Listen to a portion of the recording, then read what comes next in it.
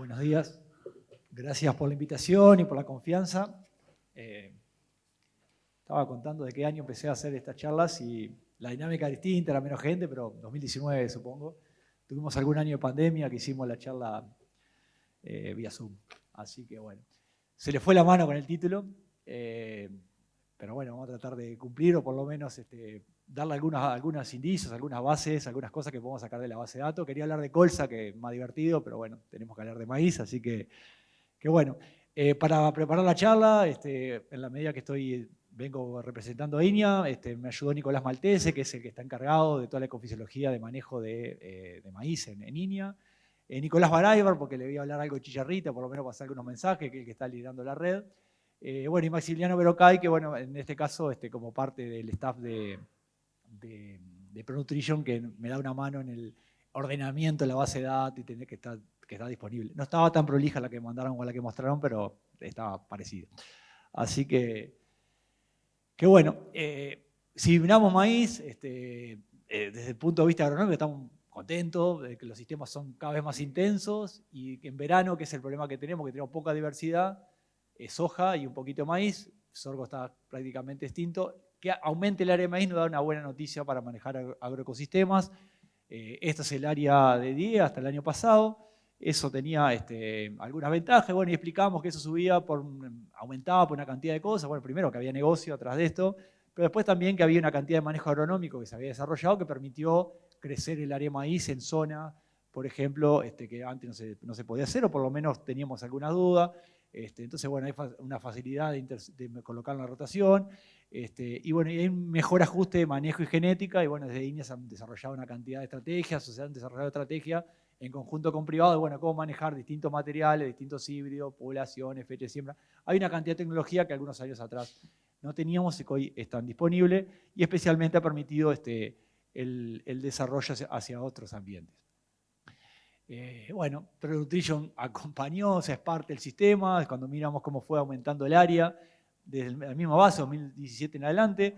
La base claramente es más chica que cuando hablamos de trigo, cebada o colza, que tenemos áreas mucho más grandes, por lo menos hectáreas más grandes. Bueno, esa más o menos es lo que ha sido el incremento del área. Hoy tenemos el año pasado casi 11.000 hectáreas, 10.000 y algo de hectáreas relevadas, o sea que tenemos un número de información bastante grande. De vuelta, no tan grande como cuando analizamos la base de datos de soja o trigo, cebada, o sea, LN, más chico, y eso de alguna manera va a condicionar algunas conclusiones que puedo sacar. No obstante, algunas cosas creo que están buenas. Bueno, cuando miramos una cosa interesante o diferente del país, cuando miramos cómo ha crecido el área de primero o de segunda, tienen relativamente poca área de maíz segunda. Ahora vamos a ver que no hay maíz tardío en la base de datos, o por lo menos los productores ustedes tienen en este grupo de base de datos muy poquito maíz tardío, de hecho lo descartamos para el análisis. Mayormente tenemos un aumento del área sembrada, básicamente maíz de primera y un área importante, muy importante de riego. O sea que mucho lo que le voy a contar es manejo de maíz de alto potencial en sistemas con mucho riego. Bueno, cuando vemos eso, más del 50% de la base, 50-55% de la base son unidades de manejo bajo riego. Otra cosa interesante, ahora que vamos a ver más adelante, es que, bueno, a diferencia de muchas bases que hay en la vuelta, la base FUCREA, la base de algunas cooperativas que nosotros trabajamos desde INIA, esta tiene la ventaja que tenemos ambiente, esos ambientes tienen cada uno asignado un rendimiento, y están georreferenciados, eso nos permite algunas variables auxiliares. En este caso no utilizamos demasiadas variables auxiliares, pero sí tenemos para otros casos o posibilidad de ir a preguntar algo a esa base de cosas que pasaron y que vienen por satélites o por otros aspectos. Así que eso, de alguna manera, nos da alguna ventaja, a pesar que es más chica la base, alguna ventaja para hacerle preguntas. La otra cosa que este año el problemita que tenemos con el maíz es que, bueno, apareció la chicharrita, hemos gastado más tiempo en reuniones de chicharrita y tratando de armar redes. Bueno, esta es la red que hoy tenemos disponible desde INIA. Ayer había 4 trampas que habían capturado chicharrita, tenían 1 o 2 chicharritas disponibles, o sea que parece que la cosa viene mucho más tranquila que lo esperado, pero no podemos compararlo porque no tenemos la red de muchos años para atrás. Lo estoy tapando a Pola, que acá lo tengo nervioso. Me voy a poner para acá. No veo nada, así que tengo que venir para acá. Sí, claro. Bueno, como red, bueno, creo que está bueno, está disponible, pueden entrar en cualquier momento, creo que es una buena alternativa, participar una cantidad de empresas, o sea que el apoyo ha sido bueno y nos va a permitir monitorear este año y ver para adelante cómo va la cosa, pero hasta ahora viene bastante tranquilo. Estamos en una cantidad de grupos de WhatsApp, han aparecido trampas que dicen cosas. Bueno, ahora vamos a ver. Que se capture chicharrita no significa que es la chicharrita que tenga el problema, o sea que hay bastantes cosas para ver, y en la medida que la estemos capturando, son poquitas todavía, tenemos posibilidad de saber si son infectivas, bueno, todo el tema asociado a las enfermedades que puedan transmitir. Así que, pero bueno, podemos decir que esperábamos que esto estuviera peor, viene bastante tranquilo. El escenario regional es igual, esto es el informe que saca la red de este grupo de empresas de Argentina, INTA, básicamente, o Obispo Colombes, una cantidad de grupos que lo están liberando. Y bueno, muestran que en realidad hay poco, y ellos, como tienen las trampas de hace años, muestran que este año hay 90% menos que el año pasado, o sea que realmente la región viene con bastante problema. Y bueno, y destacan, bueno, que capturemos chicharrita en las trampas amarillas no significa que estas están siendo, que sean los que nos generan problemas. Entonces, bueno, le digo porque hemos tenido varias alarmas este último día y después cuando llegan al laboratorio terminan que muchas no siendo el problema. Así que bueno, tranquilidad con esto, tenemos información, agradecer a los que han colaborado, porque de alguna manera el escenario es mucho mejor del que pudimos esperar. Por otro lado, esperamos año niña. Se venía dando hasta la lluvia pasada, esto sea septiembre, ¿cómo estaba? Es la anomalía de precipitación, acá estábamos con 50, entre 30 y 50 milímetros por debajo, en esta zona especialmente. El resto del país estaba bastante bien, tenía anomalías positivas. El este estaba complicado para sembrar también porque había llovido mucho, o sea que país chiquito con esa diferencia. Y lo que sí, el año viene siendo un poquito más caliente. Se viene comportando como niño, más que nada en temperatura, pero las lluvias, bueno, con esta lluvia seguramente de alguna manera no se lleguemos a cero, pero estamos en un año mucho más favorable que otros años. Se ve poco, pero si comparamos, acá estamos en septiembre, si comparamos con lo que fue el 22-23, ya estaba todo rojo Uruguay, el 2022-23, o sea que venimos con un ambiente para maíz bastante mejor del que uno podía haber esperado. Y si bien los pronósticos siguen diciendo niños, este es el de UNUMED para octubre, noviembre y diciembre, sigue diciendo que van a haber un régimen de precipitación y cuanto más rojo es que va a llover menos que la media, y cuanto más oscuro que va a haber más cambio de temperatura, sigue estando en ese sentido. El pronóstico de IRI, bueno, este es el mismo pronóstico que yo le muestro, bueno, hay 45% de probabilidad de que estemos por debajo del normal, en esta zona va a ser bastante neutro, o sea que hay diferencias grandes a nivel de Uruguay. Nos vamos a concentrar en esta zona, que es la que la mayoría de ustedes están trabajando, pero se viene comportando mejor. Y cuando vemos los datos del IRI para el trimestre octubre, noviembre, diciembre, sigue mostrando una tendencia, pero bueno, octubre ya como que lo pasamos, ya lloví con esta lluvia, ya nos quedan 2 meses nomás para ese trimestre, y cuando uno empieza a ver para adelante la estimación, esto es noviembre, diciembre, enero, vieron que empiezan a quedar más pedacitos blancos, el tenue del amarillo menor, no quiere decir que va a llover, pero de alguna manera parecería que la niña se debilita, y eso, si miramos después diciembre, enero y febrero, prácticamente no hay sesgo esperado para casi todo el Uruguay. No estoy diciendo que va a llover ni nada, simplemente que bueno, antes de sembrar estamos con bastante miedo, con una cantidad de alternativas, chicharrita, año niña que hacíamos, dimos una cantidad de charla a ver cómo nos preparamos para eso, y hoy no quiere decir que estemos bien, pero bueno, el tema biótico parece estar bastante tranquilo y manejable, no parecen haber grandes problemas, y el punto de vista climático bastante mejor de cómo nos estamos preparados o estando antes.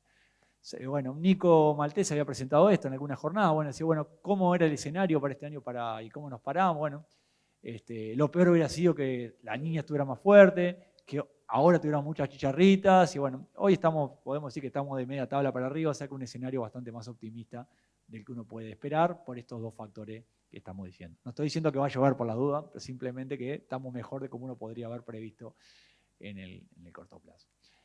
Bueno, otra cosa, cuando uno mira la información que se ha generado desde INIOS, desde la región, en la medida que los ambientes son buenos, es más fácil, la siembra temprana tiene más ventajas. Casi todo el área que usted siembra, por lo menos que estamos viendo acá, va a estar sembrado temprano. Si hay buenas condiciones van a tener esa ventaja, no van a tener la ventaja de la siembra tardía. Pero sí veíamos que la siembra temprana, estos son para datos de la región básicamente, siempre es más variable. Sembrar temprano va a tener mayor variabilidad y estos son los años que podemos estar en esa situación.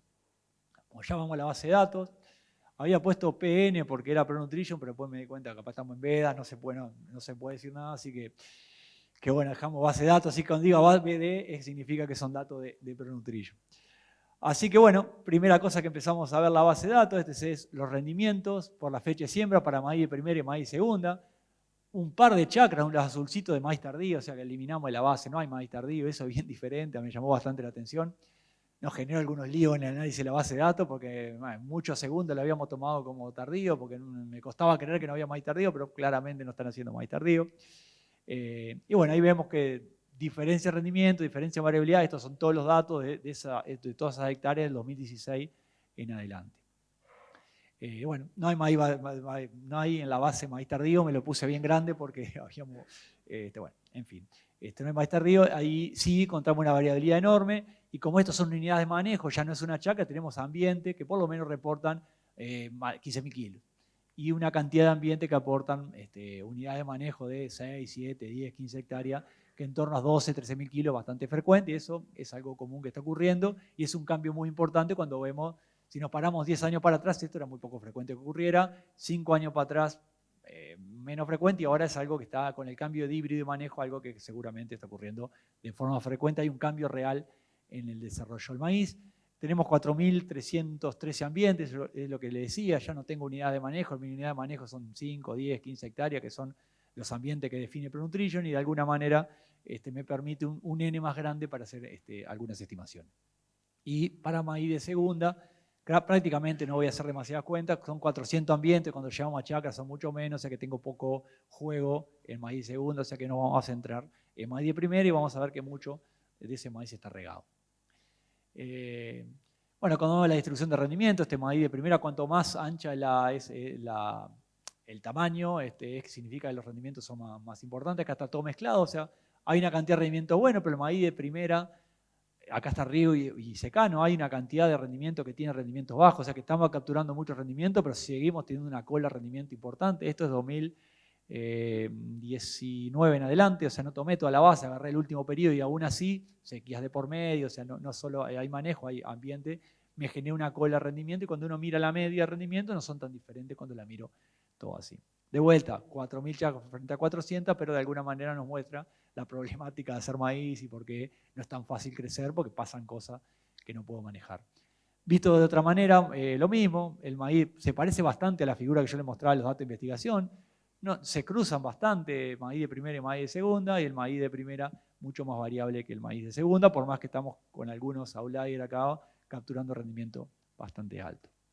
No obstante, cuando yo lo logro abrir, entre riego y secano, esto de vuelta de 2019 en adelante, si riego rinde más, no hay ninguna novedad, pero lo que sí es novedad es que claramente el manejo del riego ha mejorado mucho, porque prácticamente las cajas no se cruzan, y eso en algún tiempo hacia atrás eso se cruzaban, o sea, la gente regaba y capaz que no regaba todo lo bien, no fertilizaba, no estaba el manejo adecuado y se cruzaba riego con secano, y en esta base que han habido años aún lluviosos, se cruzan en algún punto, pero en el 75% de los datos no se cruzan, hay claramente rendimientos diferentes, y con 2.000 datos de maíz de riego y casi 1.900 de maíz de secano. O sea que claramente eso muestra un cambio en la tecnología que ha sido sostenible a lo largo del tiempo, y los cruces son bastante diferentes. Parece, bueno, estás diciendo algo que es no probable que ocurra, pero no estaba ocurriendo. O sea, había sistema de riego que a veces llovía y se cruzaban los caminos. O sea que hay un manejo importante, y bueno, en maíz de segunda se cruzan, pero bueno, ahí en maíz de segunda no voy a entrar en detalle. Las láminas que se aplican en maíz segunda a veces está riego, pero tienen 40, 50 mililitros. Es un tema de que se llama riego, pero no tiene suficiente agua disponible. Así que bueno, ahí hay cosas para trabajar. Cuando miramos el rendimiento histórico, dije, bueno, comparémoslo con los datos que hay publicados y lo que está disponible rápidamente de DEA y ProNutrition. DEA el último año no tiene la publicación, hay algunos problemas ahí de información, pero bueno, en secano no se ha separado demasiado de la media, pero sí, si uno mira los últimos 4 años, claramente, o por lo menos sí claramente, los rendimientos en riego tienden a ser superiores a los demás reportados. Acá puede haber un cruce, que ProNutrition y Fucrea ya tienen ahí productores que están los dos lados, eso no lo puedo saber, porque no tengo acceso a los nombres, pero se ve como de por lo menos 2021 en adelante, un manejo ajustado que ha permitido capturar rendimientos un poco superiores que los reportes promedios que hay en Uruguay.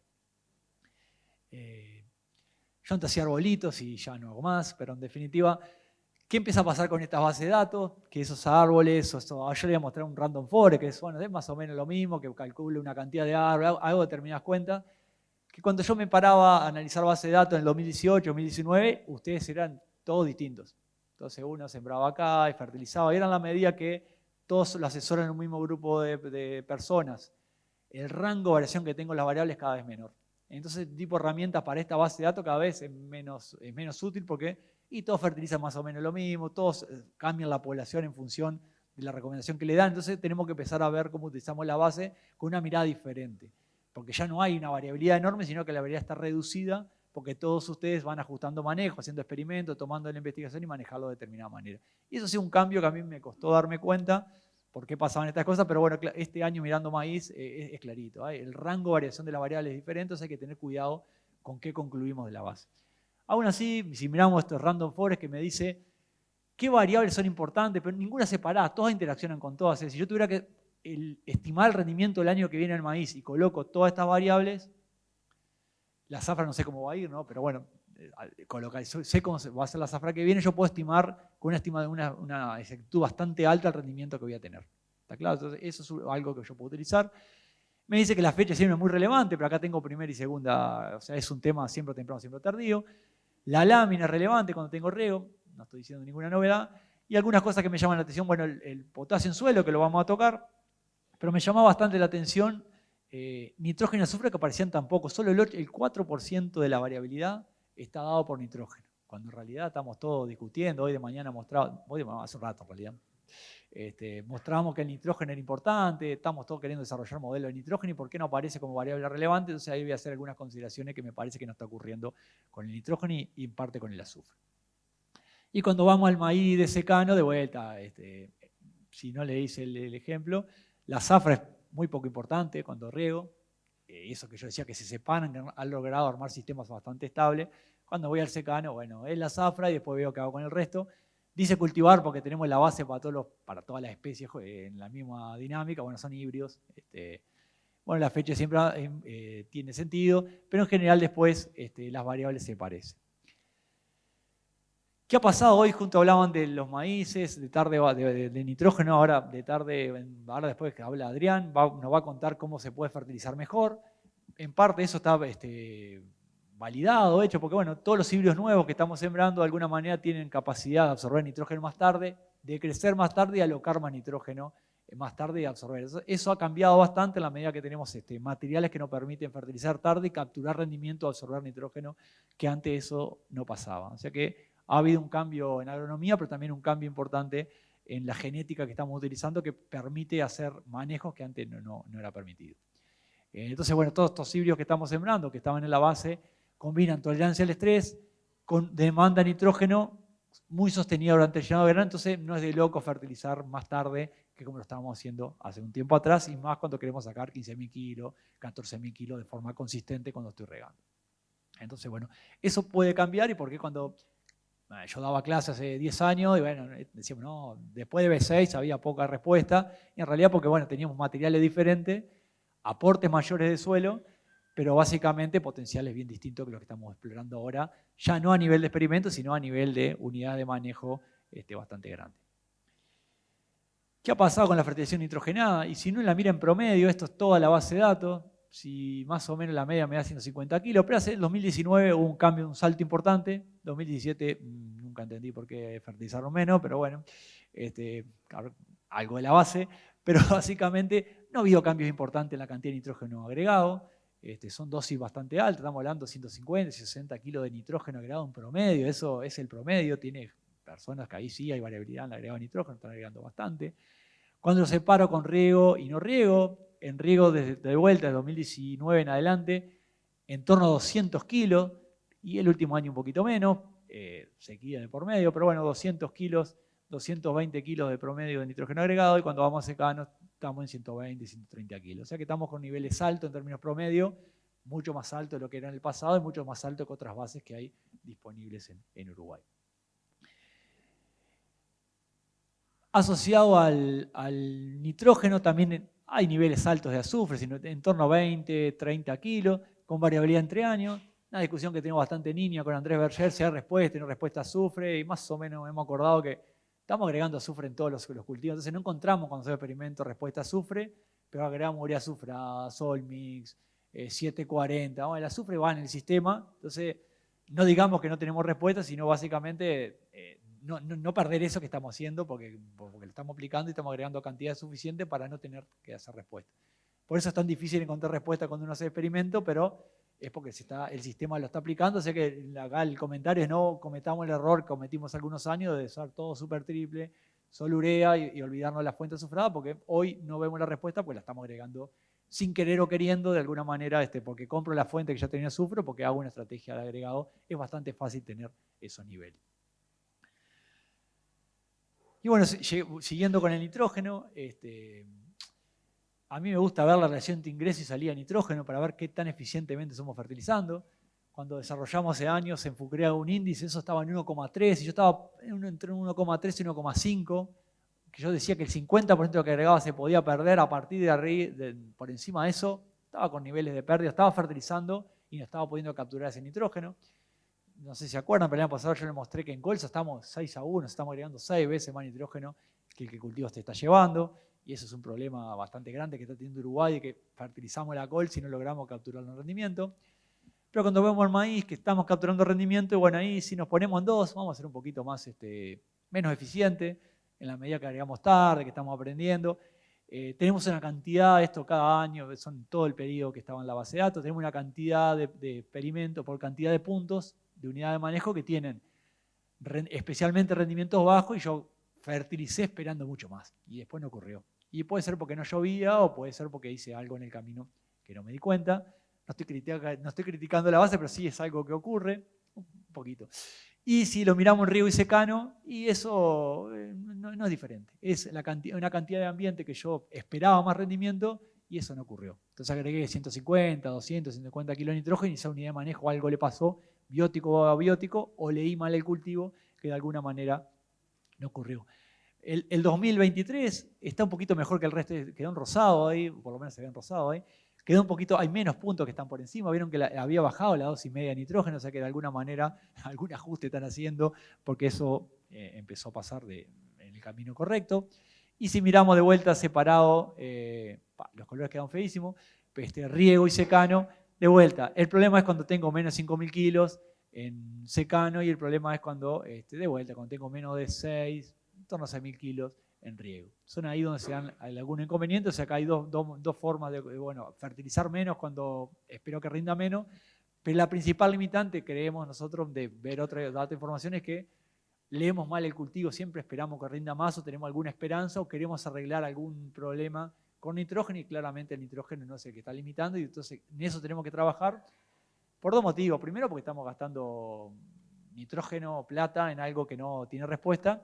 Y segundo, porque si ambientalmente ya esto está pasando en colza, está pasando en trigo, pasa en maíz, en todos los cultivos que fertilizamos estamos generando exceso de nitrógeno, y bueno, en algún momento el problema de fósforo que tenemos ahora lo vamos a empezar a tener nitrógeno, y queremos, desde INEA estamos queriendo trabajar en alertar, buscar estrategias para evitar agregar cuando hay que agregar, pero especialmente no agregar de más cuando el ambiente no lo permite. En el caso más es complicado porque a veces no sé cuánto va a llover, por eso mucha de la estrategia futura es colocar en la recomendación de nitrógeno una estimación del agua disponible. Bueno, estos son el porcentaje de ambientes con relación mayor de 2, esto es por diferentes años. Ya por el 2020 fue cuando hubo 2019, pero más que nada el 2020, donde veíamos que hubo un aumento grande de las dosis, ahí muchas chacras quedaron por encima, y ahora para el 2023 estuvo un poquito más controlado, pero son cosas que tenemos que mejorar los modelos o cualquier modelo disponible para que eso ocurra. Este año, justo mostraban hoy de mañana, liberamos OptiFert, que permite esto básicamente en trigo, en Z30, 33, evaluar cómo está el cultivo, fertilizar, pero teniendo en cuenta cuánto puede crecer. Y no va a estar disponible para todos, pero estamos trabajando, Nicolás Maltés está trabajando en una herramienta igualita para maíz. Quédense tranquilos que no hay que cortar la biomasa, medir con una medida alométrica en la primera etapa, vamos medimos el diámetro de los tallos y ahí podemos tener una estimación bastante buena de la biomasa acumulada, y en el mediano plazo, un par de años, ir directamente a drones, pero más que nada a imágenes. Así que el camino es ese. Puede ser esa otra herramienta, pero tenemos que buscar herramientas que nos permitan leer mucho mejor cómo está el cultivo y cuánto puede crecer, que eso a ojo claramente no estamos equivocando, y siempre tendemos a ser optimistas y pensamos que está mejor de lo que puede estar. Y bueno, cuando vemos el agregado, si uno mira agregado, bueno, es una nube de puntos. O sea, si yo siempre espero tener respuesta y estar acá arriba, pero muchas veces tengo poca respuesta. Entonces no va a salir nada de esto analizándolo de esta manera, si no vamos chakra a chakra. Me quedan 10 minutos, siempre me adelanto, así que hoy vamos a meterlo. El otro caso interesante para analizar es la lámina de agua. La lámina va a depender de cuántos milímetros agrego, va a depender de dos cosas, de mi sistema de riego, cuánto puede regar, de cuánta agua tengo o cuánto decido guardar para el resto del cultivo. O sea que siempre estoy decidiendo lámina, a menos que voy a hacer solo maíz y con esa represa tengo un solo pivot. O sea que hay decisiones que tenemos que tomar. La base está muy buena para analizar la lámina de forma conjunta. Primero, tenemos brechas del rendimiento por lámina bastante grandes. ¿Vale? Estamos agregando en revuelta, no sé, 300 milímetros de lámina y sacando 6.000 kilos y la misma eficiencia puedo tener sacando 15.000 kilos. O sea que ahí tenemos un camino importante a ver qué pasó en esos ambientes, por qué la lámina no fue suficiente. Y después también nos muestra que los 250 milímetros, Regadores Unidos lo tiene bastante claro, y lo muestra los 250 milímetros que alguna vez dijimos que tenemos que tener. Y bueno, en promedio andan bien, acá el punto de quiebre sean 250 más o menos, pero cuando yo mido cada año, bueno, cada año es particular y cada año puedo tener condiciones diferentes. Esto es perdón, que no les conté, esta es la frontera del 90% del percentil 90, y acá para hacerlo un poquito más, bueno, esto es el percentil 71, un percentil más abajo. Bueno, algunos años como el de 2018 no hubo agua, claramente, ninguno pudo regar más de 200 milímetros por alguna razón, o sea, se quedaron cortos. Miren el año 2023, tuvimos respuesta hasta 400 milímetros, pero también tenemos respuesta negativa, ¿no? Si yo me paso de agua, después llueve, no estoy mirando eso, de vuelta, de acá no vamos a analizar, no vamos a salir cómo manejar el riego, pero sí tenemos bastante elementos. Si cada empresa mira estos datos hacia adentro, año a año, puede ver cómo sus sistemas están andando y de alguna manera cómo poder hacerlo eficiente. Ese es el otro punto importante. Con esta base de datos tan georreferenciada que tiene y tan buena, las charlas están buenas, pero el dato más importante es la devolución empresa a empresa. Ahí van viendo marcadores que puedan tener, índices que puedan ir cambiando a lo largo del año. Creo que eso sería, desde el punto de vista de los clientes, es el aporte más grande que le puede dar la empresa. Pero bueno, acá tenemos una cosa interesante para trabajar. De INEA de vuelta, a partir de este año vamos a tener un proyecto de riego que vamos a hacer un poquito de experimento, pero sí utilizar toda la información generada, tener modelos que nos ayuden a decidir con coeficientes algunas cosas. Bueno, me quedan pocos milímetros, que riego la colza, riego el trigo, guardo el agua para después, pero si la guardo se me va a ir por evaporación directa. O sea, tener coeficientes para que puedan decidir mejor y lograr colocarse o que la brecha por agua sea la menor posible. Obviamente incluyendo pronósticos climáticos. Fecha de siembra, lo coloco acá, lo vuelvo a comentar. Fecha de siembra, yo me hacía una fiesta analizando las bases de maíz con fecha de siembra, ¿no? Que temprano, bueno, en realidad acá siembran en 20 días, el riego entre fines de agosto, esto 25 de agosto, y inicio de octubre, pero me fui agarré muchos puntos, está todo el área sembrada. Y lo mismo para maíz en secano, mucho más estrecha la base de datos, o sea que de vuelta no es que no sea importante la fecha de siembra, sino que la estoy sembrando en un momento, que los periodos críticos hay un momento recontra parecido, entonces a veces es peligroso decir que no hay respuesta, simplemente que bueno, que están haciendo un experimento de una cantidad de chakra importante que siembran todo más o menos en la misma fecha. Así que son de las cosas que yo le decía, que de repente uno puede concluir que la fecha de siembra no es importante. No es importante porque no hay variabilidad. Nadie sembró más tarde ni más temprano. Una cosa que nos ha vuelto bastante loco, desde que yo hace años trabajaba en FUCREA, siempre cuando uno hace una de correlación, el potasio aparece como un indicador de calidad de suelo y me da hasta rabia, porque en la base de esta tenemos capacidad de intercambio, calcio, tenemos una cantidad de variables medidas de suelo a una escala bien chica, y después el potasio no aparece ni la SIC, no aparece nada, ni el pH aparece como determinante del potencial de rendimiento, y se acuerdan los árboles, el potasio siempre aparece como algo importante. De vuelta, no es el potasio, pero claramente en la medida que tenemos niveles más altos de potasio, hay algo que está atrás ahí, que queremos estudiar, y si bien la regresión no importa, son regresiones malísimas, son regresiones significativas, pero bueno, lo importante más que nada cuando uno, no me quedó el cuadrante, cuando uno tiene un cuadrante, por encima de 0,5 la proporción de sitios, si yo paso en 0,5, la proporción de sitios con bajo rendimiento, especialmente en riego, bastante baja. Entonces no estoy diciendo que el potasio sea todo, ni hay que hacerle caso a esa regresión, pero aparecen los árboles, aparece cuando hago random forest, Entonces, es un indicador indirecto de calidad de suelo y no se asocia nada si fertilicé o no fertilicé con potasio. Bueno, entonces, en eso también estamos trabajando desde INE en buscar indicadores que nos permitan ver la calidad del ambiente, que mejoren tener el nivel de potasio en suelo, que parece bastante cosa. Otro tema que no es menor, que el maíz ocurre mucho. Maíz va a rendir, espero 15.000 kilos, lo voy a regar y le pongo fósforo. ¿Cómo no le voy a poner fósforo? Tenemos niveles altos de fósforo en suelo, estamos generando problemas en casi todos los cultivos con exceso de fósforo, que ya después que tengo determinados valores, bueno, no sé si me escucharon o no sé, estaba más caro el fósforo. El año pasado fue el primer año que empezaron a tener balance negativo. Eso es una buena noticia, porque si tengo 40 partes, 30 partes, tengo balance negativo, es lo que tiene que pasar a nivel comercial para poder bajar los niveles y para que cuando haya erosión o escurrimiento termine yendo menos al cauce, más allá que yo pueda hacer una zona buffer y todo. Bueno, de alguna manera eso tiene que ocurrir. Los niveles críticos, bueno, si no serán 15, serán 20, no importa, pero está claro que cuando hay niveles por encima de 15, 20, no hay respuesta a fósforo. Y especialmente cuando estoy midiendo 15 en los primeros centímetros, tengo 100 de 0,5. Entonces, eso también tenemos que tenerlo en cuenta.